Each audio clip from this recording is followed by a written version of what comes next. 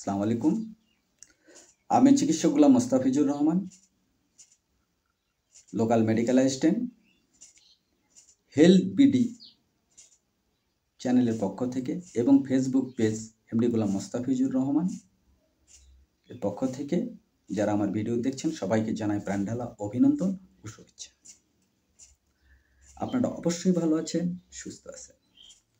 আজকের আলোচনা পর্বে থাকবে আমার কর্ণ সম্পর্কে, অর্থাৎ এয়ার, কান কিভাবে কাজ করে। কানকে আমরা 3 ভাগে ভাগ করে নিই। প্রথম ভাগটাই হলো এক্সটার্নাল ভাগ, মানে বহিরের অংশ। দ্বিতীয় ভাগ হলো মিডল এয়ার, অর্থাৎ মধ্যকর্ণ। তৃতীয়টা হলো ইন্টারনাল এয়ার, মানে অন্তর্কর্ণ। এখন আসি বাহিরের অংশটা নিয়ে। এই বাহিরে যে কর্ণ দুটো আছে, এই কর্ণর মধ্যে দিয়ে একটা চোঙ্গার মতো ঢুকছে, এই যে চোঙ্গার মতো ঢুকছে, এই চোঙ্গাটাকে বলা হয় পিন্না। এই পিন্না নল দিয়ে সোজা যে কোনো শব্দ কানের ভিতরে ঢুকে যায়, দুই কানের ভিতরে ঢুকে যায়। আর এই পিন্না সরাসরি নিয়ে যায় কোথায়? অডিটরি টিউব দিয়ে নিয়ে যায় এখানে টেম্পেনিক মেমব্রেনি, অর্থাৎ পর্দাতে। যখন পর্দাতে যায় তখন পর্দাটা কম্পনের সৃষ্টি করে, আর যখন কম্পনের সৃষ্টি হয় ঠিক তখনই কম্পন হয় যে পর্দার পিছনে আছে মিডল কর্ণ, অর্থাৎ মধ্যকর্ণ। এই মধ্যকর্ণ 3টা হাড় বিশিষ্ট তৈরি, যাকে বলা হয় পটাহ। এই পটাহ শব্দটাকে নিয়ন্ত্রণ করে। ঠিক নিয়ন্ত্রণ করার পরে এই পটাহ এই শব্দটাকে পাঠাইয়া দেয় ইন্টারনাল এয়ার অথবা অন্তঃকর্ণ, যাকে বলা হয় সেখানে। আপনারা অবশ্যই পুকুরে দেখছেন অথবা নদীতে দেখছেন, কি দেখছেন? শামুক।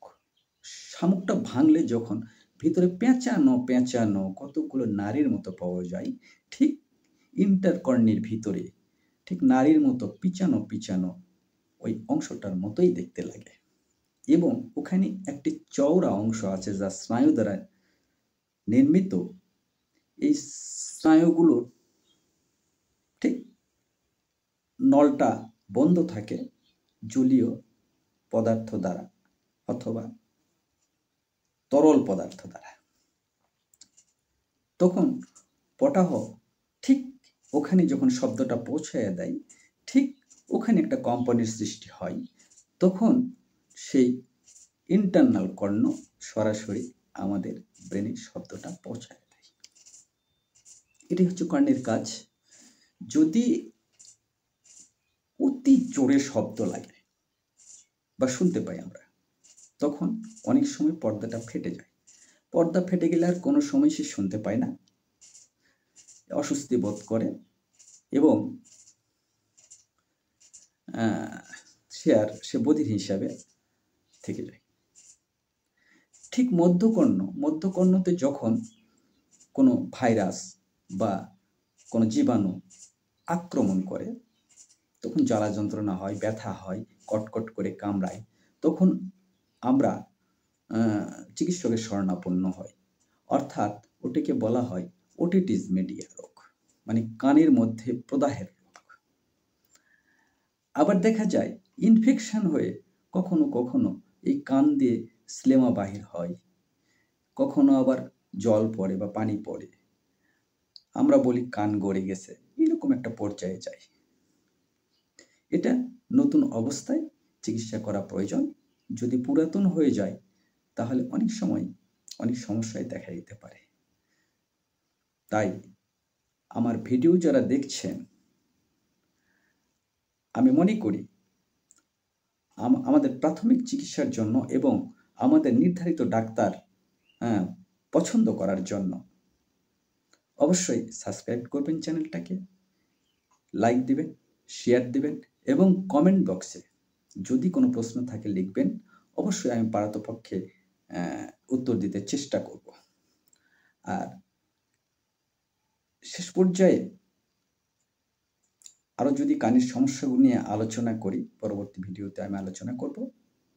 এই বলে আপনারা সুস্থ থাকেন, ভালো থাকেন। আগামী দিনে নতুন ভিডিও পাওয়ার জন্য এবং দেখার জন্য আপনাদের আন্তরিক শুভেচ্ছা জানিয়ে এখানেই শেষ করছি। সবার সুস্বাস্থ্য কামনা করি, দীর্ঘায়ু কামনা করি। আল্লাহ হাফেজ। আসসালামু আলাইকুম।